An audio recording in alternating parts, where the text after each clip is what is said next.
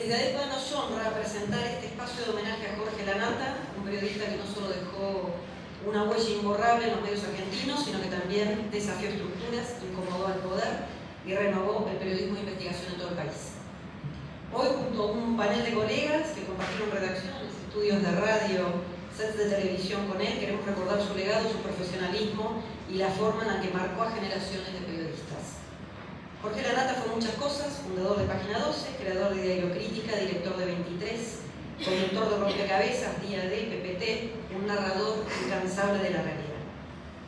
Su trayectoria estuvo llena de momentos icónicos, investigaciones que sacudieron el escenario político. Recién Daniel Desain recordaba uno de esos momentos, entrevistas que quedaron en la historia, editoriales que marcaron agenda. Pero más allá de esos hitos, Lanata fue un maestro para muchos de los que estamos acá y para muchos de los que compartieron su trabajo. Nos acompañan esta tarde, bueno, decía Andrés, Ricardo Ravanelli envió un texto, por una cuestión de salud no puede estar presente. Estamos con Luciana Geuna, trabajó con Lanata en distintos momentos de su carrera, fue productora de Radio del Plata, redactora de Diario Crítica, fundado por el propio Lanata, parte del equipo de investigación en Diario Perfil y una de las responsables del documental Blitz. Además fue columnista de Radio Mitre y formó parte de las investigaciones de PPT. Está también Romina Manger, bienvenida. Compartió el micrófono con Lanata como productora en Rompecabezas en la Rock and Pop de Radio City. También integró su equipo de investigación en Diario Perfil, fue redactora de Revista 23 y columnista de PPT, donde aportó su mirada como periodista especializada en temas policiales. Y está Miguel Guñasqui, amigo, ¿no?, de Lanata, colega en Clarín y Radio Mitre. Ambos compartieron espacios, tanto Lanata como Guñasqui, espacios de análisis y de opinión, y fueron referentes en la construcción de un periodismo comprometido con la información y con la verdad. Con este panel, que es un lujo, vamos a recordar a Jorge. Bueno, vamos a empezar esta charla con las nuevas generaciones, con vos, Luciana, y con Romina puntualmente, con esos cuadros que fue formando Jorge, y consultarte cómo transformaba Lanata su forma de hacer periodismo en cada medio. Vos lo acompañaste en distintos productos, dónde se paraba, ¿sí?, para transformarse, para adaptarse a cada medio, a cada plataforma, y cómo fue esa experiencia para vos, ¿no? ¿Cómo era Lanata como jefe? Hola, primero. Buen día, buenas tardes, ya que era el mediodía. Nada, es recién un poco lo que escribió Rafa, tiene mucho que ver con lo que tenía en mente contar. Yo voy a hacer una pequeña, que responda a tu pregunta, un pequeño conteo de las cosas que yo hice con él. Yo empecé a trabajar con Lanata cuando tenía 25 años, de hecho creo que mi mayor transgresión en la vida fue aceptarle la propuesta de ser productora ejecutiva de un programa de radio en Radio del Plata, en el que estaba Romy, que ahí nos conocimos, desde ahí nos conocemos. La productora era Silvina Chaine, no sé si ustedes la conocen. Silvina es de las mejores productoras ejecutivas que existen y existirán jamás, que había hecho todos los productos de Lanata. Yo jamás había hecho ni siquiera un programa de radio, y trabajaba con él desde hacía muy poco tiempo en las investigaciones en Diario Perfil, que específicamente me había sumado a un equipo que estaba Romy, y yo me acuerdo como si fuera hoy ese momento. No voy a hacer otra referencia en la respuesta, pero cuento esto porque me parece que tiene que ver con el todo. Me acuerdo que me sentó, yo era muy chica, recién llegaba a Rosario, nunca había hecho radio, y me decía: Chaine se va, quiero que lo hagas vos. Y yo le dije: yo en mi vida hice esto, no tengo idea cómo se hace. Y me dijo: pero vas a aprender. Hay algo del legado que no es solo, si se quiere, nosotras o todos los que formamos parte de ese ecosistema de Lanata, que me parece que es un legado de enseñanza de escuela de periodismo que rompió con algunas cosas y que se aplica también a los medios. Yo trabajé con él en Perfil en las investigaciones, en Del Plata en la radio. Hice la producción periodística de un libro que se llama Muertos de Amor, que es un libro que se los recomiendo muchísimo. Pude asistir, la creación del Diario Crítica para mí fue el mayor aprendizaje de mi vida. Yo estuve al lado de él creando un diario, no yo, él, pero digamos 24/7 viendo ese proceso. Y también viajé por el mundo haciendo documentales y bueno, obviamente PPT y Radio Mitre, que es como lo que un poco se conoce de mí trabajando con él. Pero, ¿qué quiero decir con esto? Es eso de lo creativo. Si yo pregunto cuál es el legado de Lanata, hay una máquina de creatividad puesta en funcionamiento del periodismo y de la comunicación. Yo siento que él tenía mucho respeto por el periodismo y le gustaba mucho comunicarlo, pero esa característica específica que yo les digo, de repente cuando terminó PPT, o no me acuerdo, fue uno de los fines de PPT que después siguió, él se metió con Ducto, que era una cosa que nunca salió al aire, que era una web en la que le puso mucho y nunca prosperó, y es cierto lo que dice Rapa, finalmente el mundo digital fue un mundo al que Jorge lo buscó y estaba mucho antes de lo que yo recordaba, ella estaba viendo qué tipo de medio podía ser en digital, pero esa situación, digo, porque entiendo que muchos de los que están acá son editores de medios, y si yo creo que hay un legado que va más allá de lo periodístico y de mi historia personal, la de Romeo, la de la que todos estamos acá, es esa capacidad de atreverse a romper lo establecido en los moldes con que comunicamos el periodismo. Y me parece que ahí es donde él deja una marca que ojalá se convierta en cultura, ¿no? Que se convierta en un aprendizaje para todos. Corina, tomando un poco el guante de Luciana, consultarte. Vos trabajaste también con él como columnista, como productora. Vas a contar tu experiencia con Jorge, como hizo Luciana, pero además consultarte, ¿cómo era él en la diaria? ¿Era de esos tipos que cruzaban 1000 datos antes de salir al aire, que improvisaba al aire y que iba trabajando en paralelo al desarrollo de los programas? ¿Cómo era la rutina de él?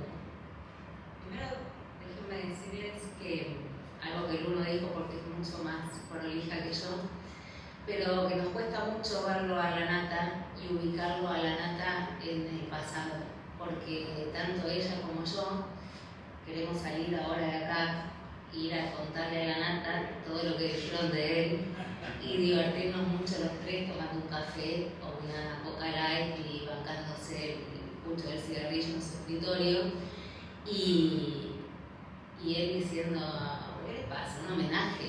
O sea, hace muy poquito se murió la Nata y una Nata que conocimos yo a los 18 y tengo 52, entonces yo te contaría que recién nos estamos acostumbrando a salir así la Nata. A mí me cuesta verlo y me cuesta ver esas imágenes mucho. La Nata, digo, siguiendo un poco con lo que preguntabas y lo que decía Lu también, la Nata hizo escuela, digamos, pero fue un maestro de verdad y esa escuela tiene un montón de discípulos y fue súper generoso en compartir lo que él ni siquiera creo que sabía, por ahí creía que sabía y tenía ganas de compartirlo con nosotros, pero la Nata creó un lenguaje, hay una manera de hablar que quienes nos consideramos discípulos, amigos de Jorge lo ejercemos, lo hablamos, yo pienso en modo de la Nata y es muy difícil de explicarlo. La Nata era mucho más formal de lo que parece en términos de trabajo o de lo que parecía. Y la primera vez que lo conocí con 18 años, que estaba en Página y empezábamos a trabajar en la investigación de un libro que se llamó Argentino, que además también fue un bestseller porque era como raro que la historia argentina pudiese vender la cantidad de libros que vendió, no digo en términos de mercado, sino de interés que había generado en los lectores. Y lo primero que me preguntó fue si yo leía La Nación. Y claro, yo iba a ver como al Mick Jagger de Página, y digo, no fui a La Nación, donde también trabajé muchos años, pero digo, sí, yo 18 años y yo leo La Nación. ¿Y vos podrías escribir una nota para La Nación? Creo que sí. ¿Y vos podrías hacer un título y una bancada para La Nación? Sí. Bueno, ahora olvídate de todo eso y hagamos Página. Para hacer Página, primero hay que saber hacer La Nación.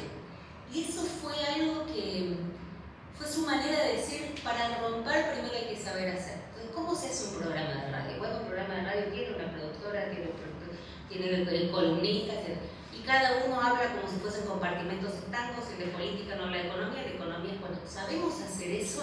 Sí. Bueno, ahora rompamos todo y vos hablás de cine, y la primera vez que hablé de cine conté el final de una película, y fue la primera y última vez que hablé de cine, pero bueno, tampoco sabía, ¿no?, que era la forma, y eso lo llevó también a 21, que fue 22 y 23, donde de repente te llamaba y decía, ¿qué estás haciendo? Yo estoy haciendo la cobertura de los autos de Coat, en la época que estamos hablando. Olvídate y ponete y fíjate con el loto, pero yo no manejo los temas, no importa.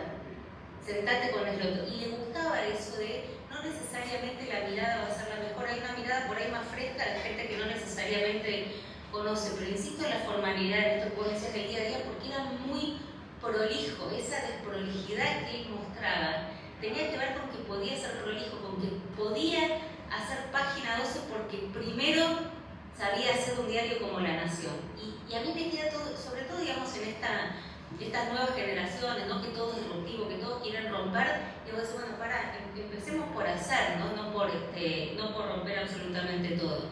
La Nata hizo una revista con, no sé si se acuerdan, con un agujero en la tapa, donde todos los editores tuvieron que volver a diagramar absolutamente todo para que entrase, y la verdad que ya la nota era como lo que leían recién de Rafa, digo, el contenido y cómo contarlo, y qué sé yo, y entonces me acuerdo que Margarita y el propio Lotoviaje le decían, bueno, podemos simular, no, quiero un agujero donde pase, o sea, un agujero es un agujero, y ahí es otra, ¿no? Me parece las enseñanzas que la Nata, ¿no? Es que ha dejado como que se sentó y dijo, bueno, y ahora les voy a decir, era todo el tiempo, la hicieron en el día a día, era constantemente.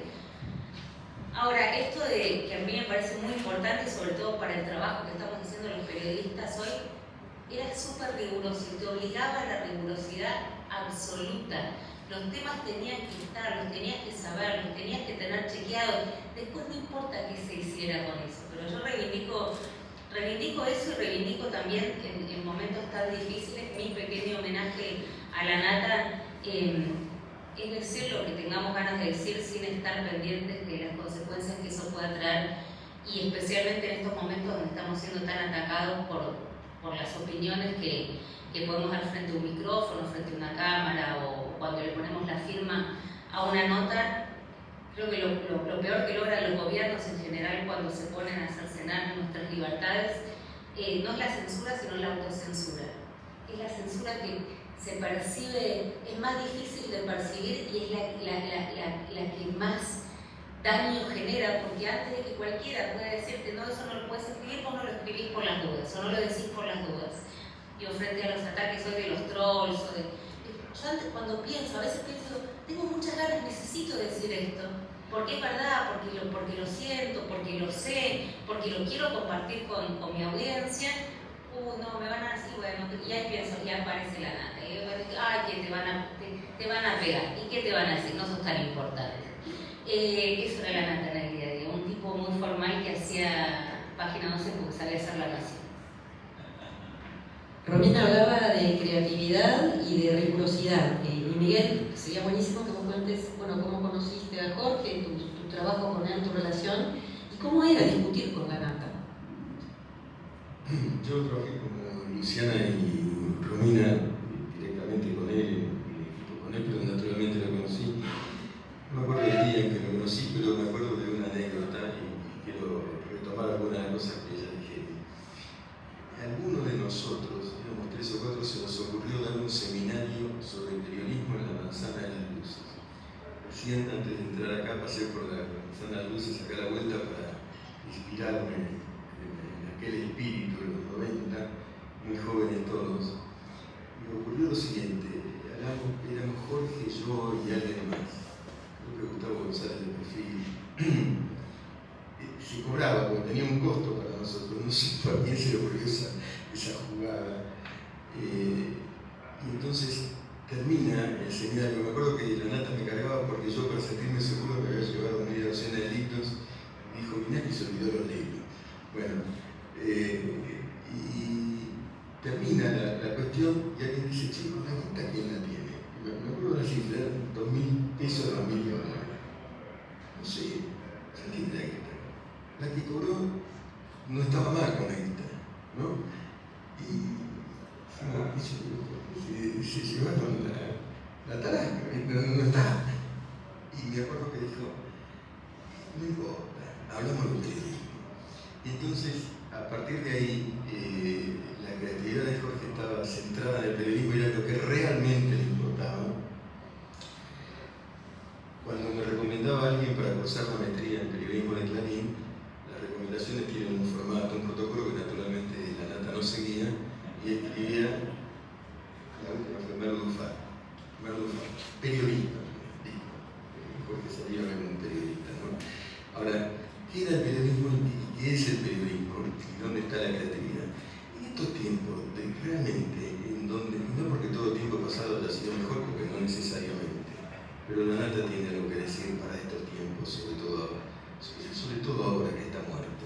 Estos tiempos de tanta previsibilidad, en donde hay apologías o rechazos, en general sin información, en esas militancias enfáticas, donde el énfasis tiene alto rating pero poco contenido, estoy generalizando por supuesto, con las debidas excepciones.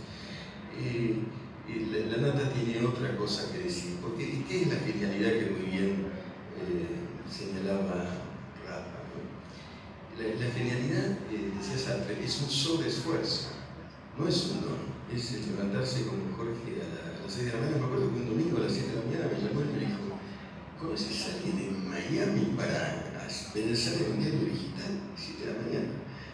Digo, no sé, déjame pensar, pero él estaba trabajando, es decir, es trabajo y, termino con esta parte de la respuesta, los usos del lenguaje, de lo que hablaba Romina.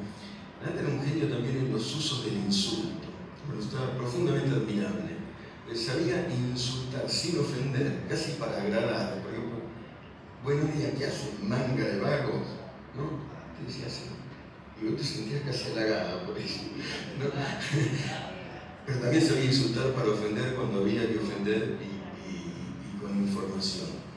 Estaba anclado en la curiosidad. Yo escuchaba naturalmente Radio Mitre y todos los programas y hablaba, no sé qué, el señor X sobre un tema aparentemente sin ninguna relevancia, y había una curiosidad, me parece, promovida por la Nata, que todos compartían y se generaba un debate. Y luego PPT, que tenía otra característica que Rafa ya lo mencionó, por supuesto que yo lo mencionaba mejor que él, es la emoción.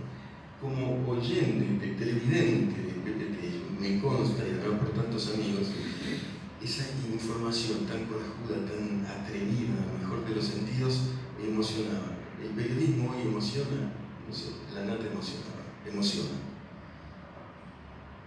A Romina y a Luciana, que integraron sus equipos, primero, ¿cómo era la dinámica de trabajo? Si pueden contar un poco en los proyectos de investigación, principalmente que encararon, ¿cómo hacía, qué artilugios usaba la Nata para conseguir lo que otros no conseguían, ¿no? Que es otra de las cuestiones que distinguían. Vamos a quedar hasta las 5 de la tarde y contar cosas, solo cuento una.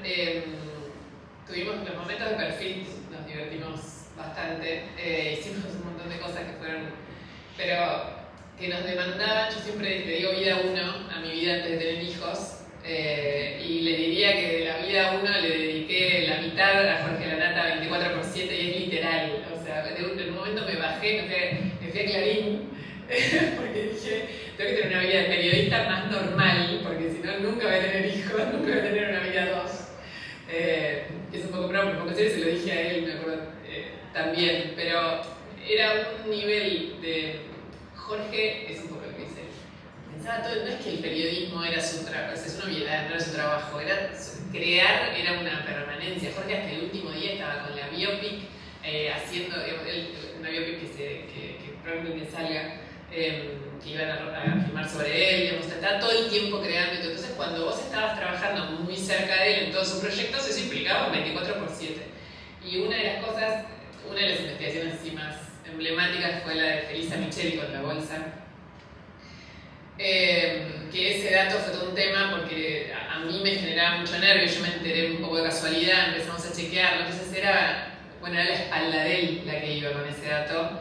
Y me acuerdo que era un viernes, madrugada de sábado, esto salía el sábado de la mañana o el domingo, yo no me acuerdo, lo entregaba ahí a las 2 de la mañana y me dijo: recemos al Corán e impactemos contra el edificio, y que se publique eso que estábamos publicando en un momento donde era como delirante la investigación en sí. No es que estábamos todos hablando de bolsas con plata, no era ese momento, y salió publicado. creo, no me acuerdo, que siempre lo cargo con Tevecchia, porque cuando le daba miedo lo que poníamos, ponía la nata 2 puntos en el título y después la información, como diciendo, si algo de esto falla.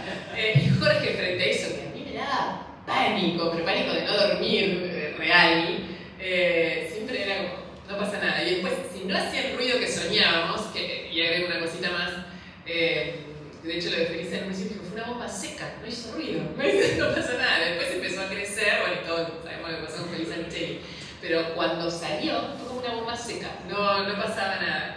Y eso, lejos de decir, bueno, estamos más tranquilos, no le gustaba. PPT, y eso quiero llegar, fue, que él siempre lo decía, la posibilidad de que todas esas investigaciones, o todo ese espíritu de investigación, tomara una caja de resonancia gigantesca. O sea, era algo de locos, PPT, lo que pasaba la gente con eso, y él lo disfrutaba muchísimo, y algo muy adrenalínico, muy lindo en compartir ese momento. Si no hay como una especie de, no sé, de decálogo de investigación de la nata, porque vuelvo otra vez a reiterar lo que vengo diciendo sobre la prolijidad tan imbrincada con la genialidad que tenía. Yo trato de contestarte desde ahí y voy a darte como 2 ejemplos. Un atentado a la AMIA, empezamos a trabajar en un libro que salió y lo firmó con Joe Gorman, un periodista americano que lo corresponsal acá, y que el libro se llama Cortinas de Humo, y empezamos a trabajar en la investigación a muy poquito tiempo del atentado, y entonces él quería saber, digamos, qué era lo que se había recogido cerca de donde había impactado la tráfico y la bomba de la AMIA, y entonces yo creí que, bueno, por supuesto, con cierta soberbia que tendría la juventud, yo había conseguido a través del juzgado, que en ese momento estaba Galeano, el listado de los que habían cercanas al lugar del atentado, y entonces se lo llevé diciendo, bueno, y mi Pulitzer, era como, ¿no? Entonces me dijo, ¿y esto de dónde sale? No, esto es del juzgado, esto sale del juzgado. Y Galeano, ¿quién se lo pidió? A tal fuerza.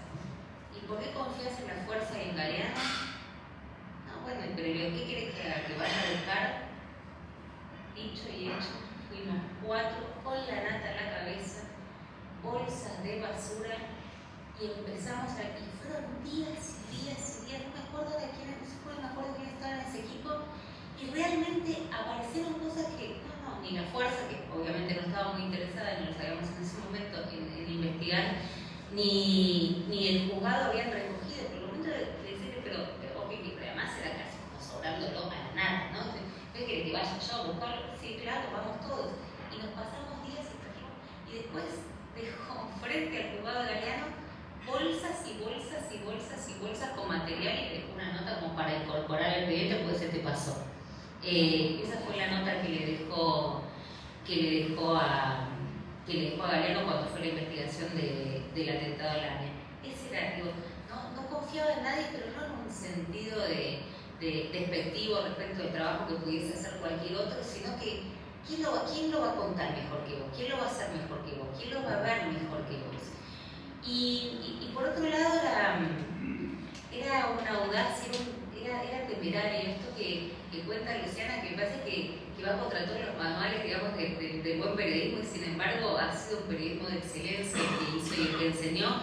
Estamos haciendo 21 y en un momento, bueno, tenía el dato de un personaje, una persona que no era conocida, de un anónimo que había sido parte de alguna malversación con el Estado importante, y que él quería retratar, y teníamos solamente el nombre de la persona, no la cara, y él quería poner la cara en la tapa. Y no era esta época no es que ponías en Google imágenes y te aparecían, no teníamos nada, creo que solamente un quiz que más o menos nos podía acercar a la edad que podía tener. Y entonces me manda con un fotógrafo a la puerta del edificio, eso sí, sabíamos dónde vivía, pero no quién era. No, me manda a buscar a Juan Pérez entre un montón de gente que no conoces. Y entonces yo decía, Juan Pérez, y le tiraba, el fotógrafo le tiraba a todos, Juan Pérez, ninguno decía Juan Pérez. Entonces la nata se sienta conmigo y con el fotógrafo, y alguno te dijo, no, y alguno hizo algo inusual, no, nada, no soy Juan Pérez. Uno se calentó y seguía, le decía decían no soy Juan Pérez, no soy Juan Pérez, uno se calentó y le hicimos una cuadra y decía déjeme, basta, también es Juan Pérez. No tengo la menor idea, Leo, es Juan Pérez. Bueno, va a tapa con un señor que en un momento me acerco y le digo que yo tenía unos nervios, porque además sufríamos nosotros, ¿no? Él no. Digo, la Nata, por favor, mañana llega a salir y no es Juan Pérez. Si hay un tipo que está en la tapa, yo me muero. Bueno, vamos a esperar mañana. Si no nos llama nadie, es Juan Pérez, evidentemente. Y esa fue la dinámica que él eligió para encontrar entre un montón de desconocidos el señor que iba a la tapa. Yo no sé si tengo hoy, digamos, la espalda, la audacia, porque podía salir mal, bueno, pero le salía bien, qué sé yo. Las anécdotas. Miel, ¿cómo crees que esto que se está construyendo en torno a la figura puede influir sobre generaciones futuras, ¿no? Del periodismo y de... Siempre que se lo escuche y que se lo recuerde, va a influir, ¿no? Por el momento tengo temor de que los grandes maestros del periodismo y la Nata, entre otros, sean obturados por una especie de coproducción política o periodística que termina conjurando el periodismo, porque Jorge lo que tenía era que no trabajaba, se verifica a lo largo de su carrera, ni para el gobierno podía estar más cerca, como dijo, pero por la información, ni para la opinión pública, que es otro de los grandes pecados, ¿no? De trabajar simplemente para obtener clics o subir el rating, postergando la información, que la verdad no te arruine una buena historia, no es una frase formidable, todo lo contrario, porque a veces no es necesaria una historia superlativa, sino simplemente enunciar la verdad. Claro, enunciarla con el talento comunicacional que tenía Jorge para hacer de un señor Juan Pérez una nota de tapa. ¿Cómo puede influir? Mirá, la Nata además, y puede sonar para los academicistas extraños, es un intelectual. La Nata es un historiador importante, que hizo libros de historia que leyeron miles de personas. Esto lo convierte en un intelectual en el sentido de un sujeto pensante en el periodismo, pensante en la historia, ¿no? Haciendo historia a la vez. Un historiador que hizo historia de la comunicación, insolayablemente está la Nata, al margen de que lo hayan ocluido de páginas insólitamente. Me parece que el legado, que yo creo que a pesar de algunas razones importantes que ocurren, logrará perforar de su existencia post-mortem, porque es una existencia. Me parece que el legado de Jorge tiene que ver con... Hago este brevísimo circunloquio que nadie se asuste, pero es en línea con lo que decía Romina hace un rato respecto de la nación. El que escribió Alicia en el País de las Maravillas, Lewis Carroll, que se llamaba Charles Dodgson, era un gran matemático. Entonces, él decía, para transgredir la realidad, hacer Alicia en el País de las Maravillas, tiene que manejar la matemática, ¿no? Y que es lo mismo. Para hacer página 12, tiene que hacer la nación. Entonces, primero está esa capacitación, esa formación y ese trabajo full life, porque hasta el último instante la Nata hizo información de su propia enfermedad todo el tiempo, haciendo escuela también todo con eso. La Nata es una escuela viviente. Se abren las puertas de esa escuela, es una decisión de la sociedad argentina en general y de los periodistas en particular. Espero que no se cierre.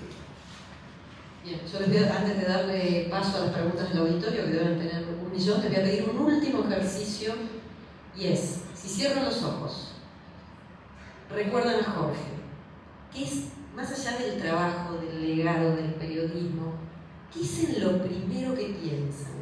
En algún momento, no sé, un recuerdo, una mirada, una picardía, algo desopilante, pero, digamos, ¿qué recordarían desde lo emocional, digamos, ustedes, cuando lo recuerdan? ¿En qué piensan?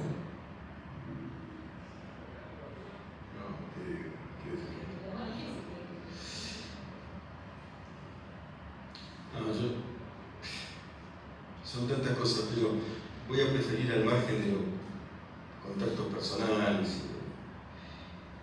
Yo prefiero recordar a la Nata como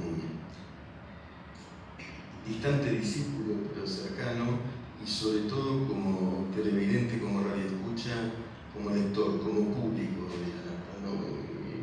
De todas las anécdotas desopilantes de él, bueno, hay innumerables y las chicas la conocen, pero como público de la Nata, yo no sé con qué otro periodista logré, como millones de personas, involucrarse tanto con un evento comunicacional, que naturalmente que él hacía en equipo, ¿no?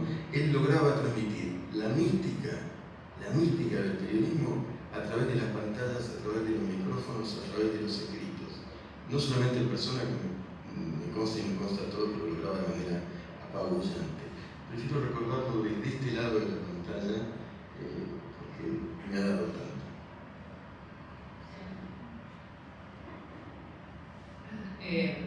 Trato de no cerrar los ojos y pensar en la Nata porque todavía me hacen muy mal. Así que en principio es el escritorio, a donde iba permanentemente en cualquier situación, en vida 1, en vida 2, y que en ese escritorio había alguien que me escuchaba, y que había alguien que me escuchaba y que esa escucha no es algo que era un evento hacia mí. Y creo que todo el periodismo de Jorge tiene esa capacidad y su humanidad, no solo el periodismo. Una enorme capacidad de escucha y una sensibilidad como casi un niño, que era una cosa que yo que se lo valoro, creo que lo padecía y lo disfrutaba. Pero es eso. Me parece casi un ejercicio de psicoanálisis, ¿no? Pero yo cierro los ojos y me enojo porque pienso tanto en lo personal como en lo profesional, cuán solo nos deja a todos nosotros. Eso. Bueno, abrimos preguntas para el auditorio.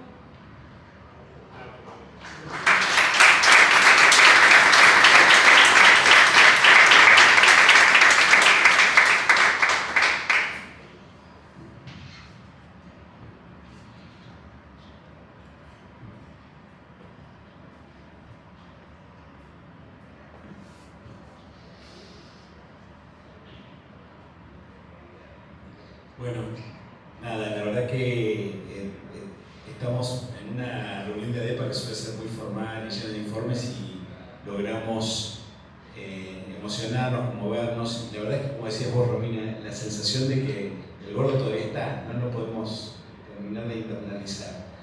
Yo te escuchaba, Miguel, cuando decías esta cosa de a veces del gordo de ser profundamente popular y de encontrar una forma de comunicar que hiciera atractiva las noticias, pero que no necesariamente fuera ni demagógica ni pretendiera confirmar necesariamente esos sesgos de confirmación que están tan potenciados hoy por los algoritmos y por las redes. Me acordaba también de tu libro La noticia deseada, que un poco es eso, ¿no? Esta cosa de que necesitamos siempre que se ratifique y a veces nos resistimos a que la información por ahí pueda contradecirnos o pueda no ser lo que esperamos. ¿Cómo recuerdan algo que muestre esta faceta de Jorge?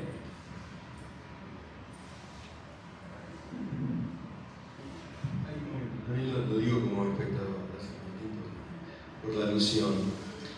Si esa entrega de Martín Fierro, porque es muy fuerte, cuando dice con inmenso coraje, ¿por qué no subo en la atrás? No subo en boca.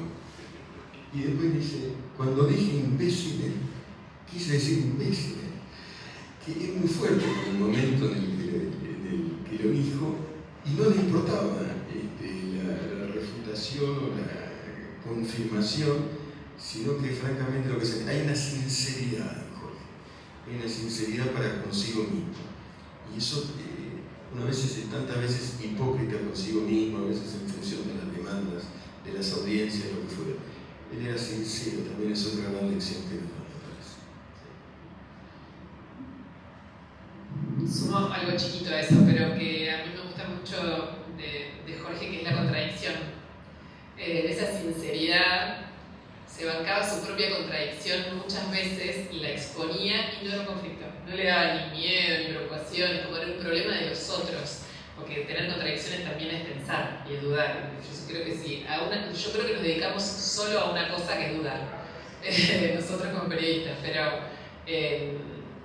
a mí eso me parece que es muy importante y cada vez más importante sostenerlo en esta era donde ser contradictorio, dudar, mostrar esa duda, así como a veces era tajante, que siempre sí lo sostenía, pero me interesa esa libertad. No creo que no le importara nada la opinión del otro. Creo que había pocos otros que sí lograban conmoverlo en el sentido más literal de la palabra. Le mostraba una de las imágenes que veíamos recién cuando él rompe página porque lo habían olvidado y lo habían hecho desaparecer de la historia de su fundación. Eso le dolió creo como pocas cosas y lo padeció como pocas cosas. No es que no le importaba nada, porque si hablamos de un tipo al que no le importara nada, eso tampoco debería importarle, porque él sabía lo que había hecho en Página y que Página había sido su criatura. Pero creo que, y a lo largo de la vida, compartimos 30 y pico de años, cada vez le importaba más la opinión de menos.